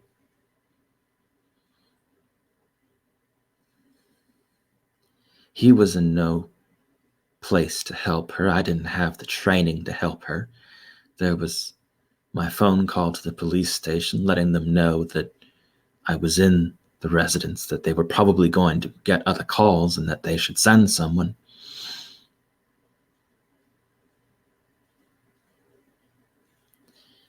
I was out of options.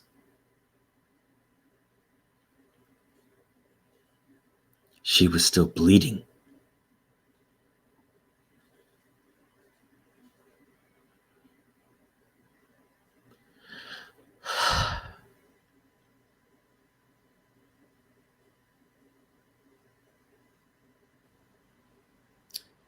What did you do next?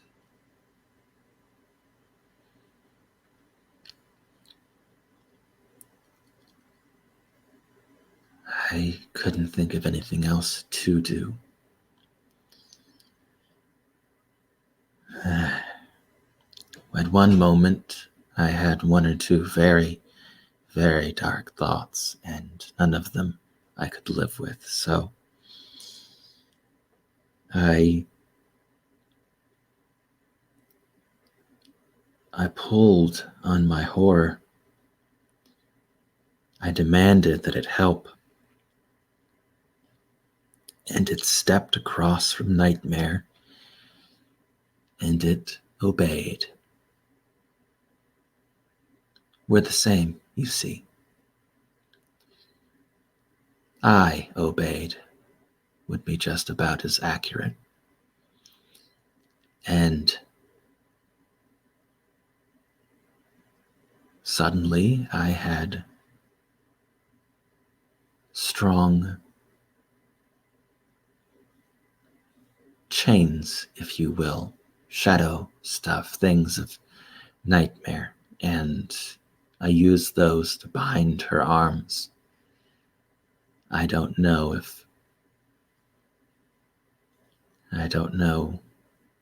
how long they'll last or if they'll be able to help, but it would take someone like yourself or like myself to even notice them.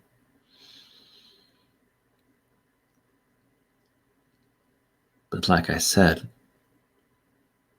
I panicked. There was too much. I bound her arms, but I also bound the other man.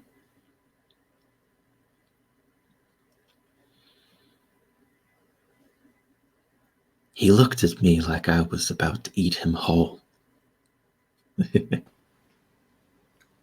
Were you? No.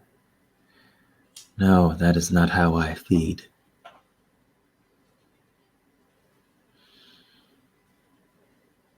Still, he looked at me with knowledge that I was a monster. I threatened him. I made it very clear that the two of us were going to put this off until later. Arya was more important. He was there to help, and in my own way, I was there to help. I don't know if he's still in shock. I don't know if anything that he could or would say would be taken seriously.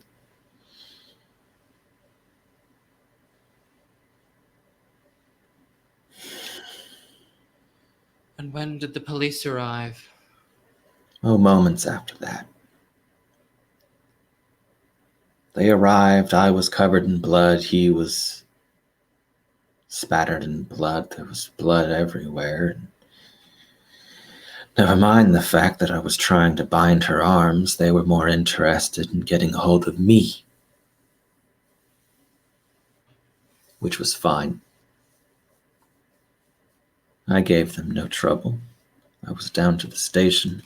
They had an ambulance right behind them.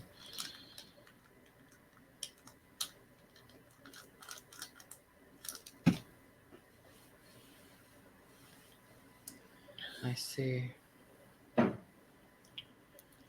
But when I saw her last, she was weak. But as far as I know, she wasn't quite dead. And that's enough. I'm going to break a rule of mine, a self-imposed rule, because you intrigue me. Do you know what I do? What I specialize in? From what I have seen, you do. You manipulate the mind like I manipulate nightmare. That is something I can do, yes. But I mean more the purview of my talents, my role in my organization. No. Well, I do believe Titania mentioned it more than once, but she didn't give me context. What did she mention? That you were from an organization of hers. But like I said, there was no context, so.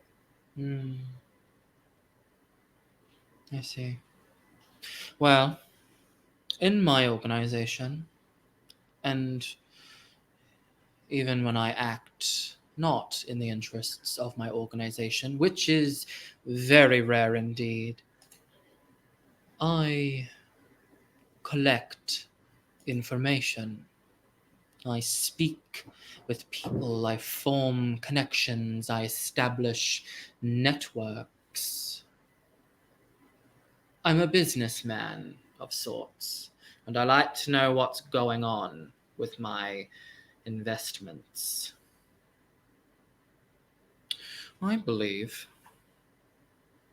we can form a mutually beneficial relationship, you and I. You are something I've not quite seen before, employing tactics that I have not heard of. I want to know more, and I would like for you to work exclusively for my organization.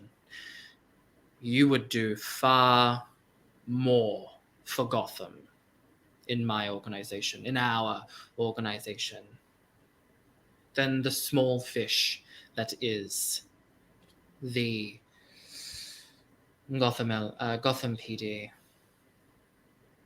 That is what I am asking of you. What can I provide?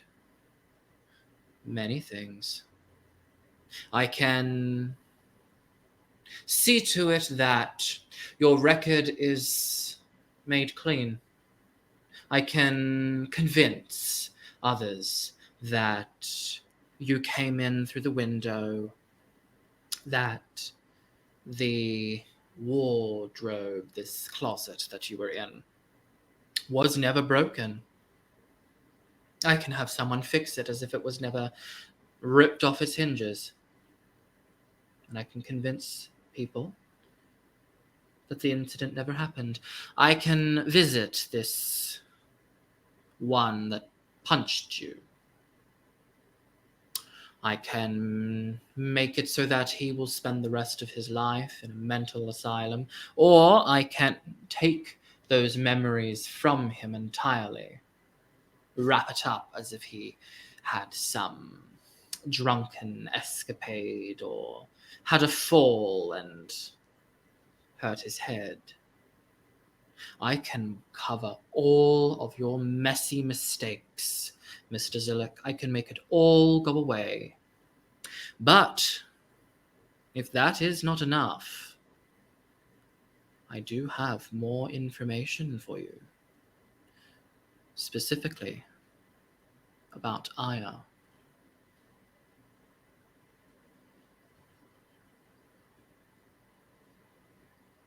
She's a.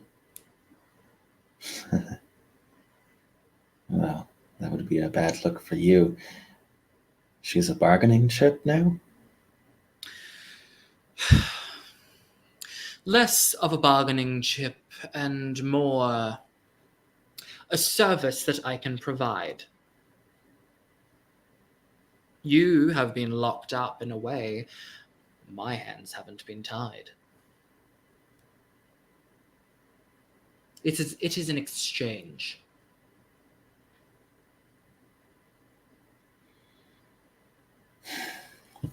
Truly, I thought you would rather prefer someone inside the police office.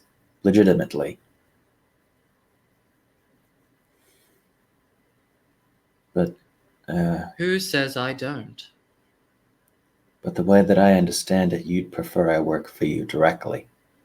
Correct, but what's to say I do not have someone inside? That is a fair point.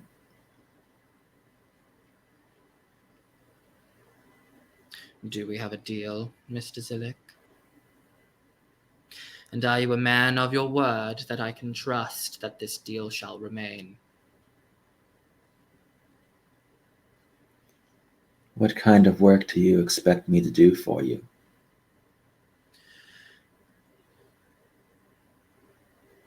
Examples include, but are not limited to Of course.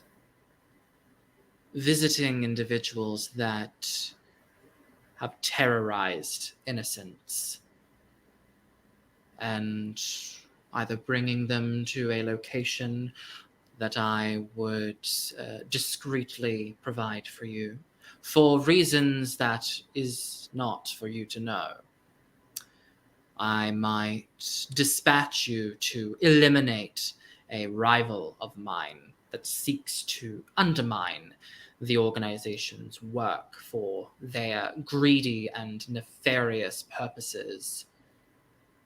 I could have you submit yourself for questioning into more about what exactly you are and what you can do. Really, there is many things that I could ask of you.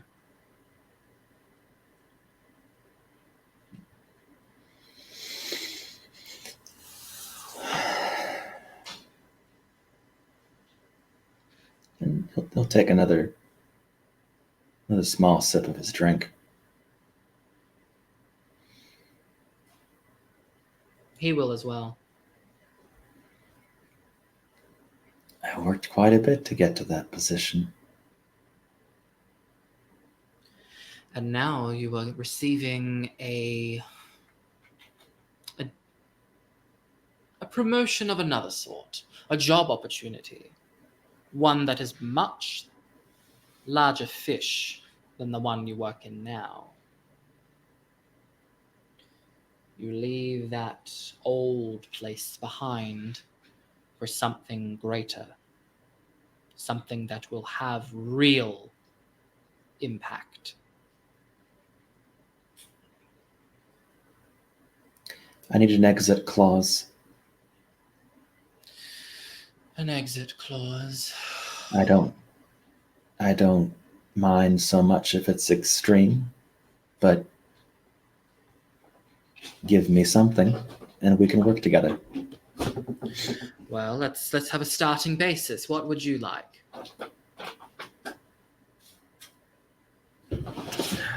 Yes, the ability to walk away and not be killed, seeing as some of this sounds dubious.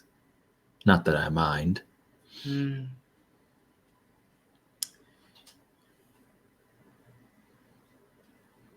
And I'm not saying this is likely, but No. How about this? If you wish to leave at any time, you must provide at least 1 month's worth of knowledge that you desire to leave. And at the end, you will submit yourself to memory reassembling. We cannot afford loose lips in our organization. I hope you understand. It's better than sending assassins. It's not what we do. It's not what I prefer. All right. And he will offer a handshake. This deal is binding. And then he will take your hand and shake. The papers will be written up, and you will be met with an associate of mine, like me, but not quite. Someone far better with the written word, and can somehow stand and keep up with the infinite legalese.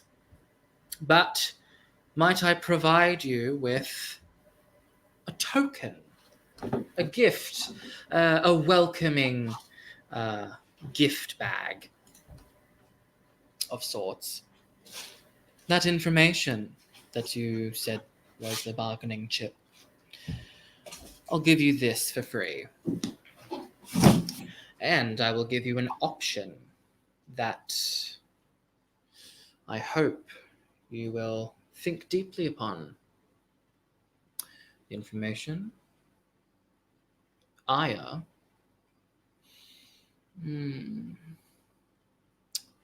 She's still alive. The bad news? She's brain dead. Until the funding runs out, she will be in that hospital bed and rot without protection. People might take advantage of her. Have you ever seen the movie Kill Bill, Volume 1? Spare me. There are people in this dark, dark world of ours that would do such a thing. Of course, now that you are my man, that would not happen to her. And even if you were not my man, because you intrigue me, I would not allow that to happen. Besides, respecting the bodies of others should be something on everyone's mind and agenda. Here is what I can give to you. For a price, of course, everything does have a price. I can make Arya. Oh, what a silly name. I can make that girl of yours not be brain dead anymore. I can have her healed, mended, good as new, better. Would you like that?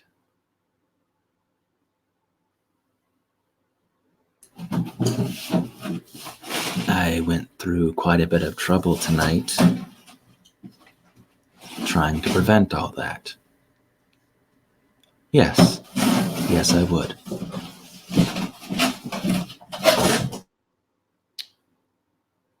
Very well. I will speak to the appropriate people, and I will contact you when the deed is done. But you have had a difficult night, Mr. Zilek. Your best interest for now should be resting, riding this out. But welcome to the Invictus, my boy.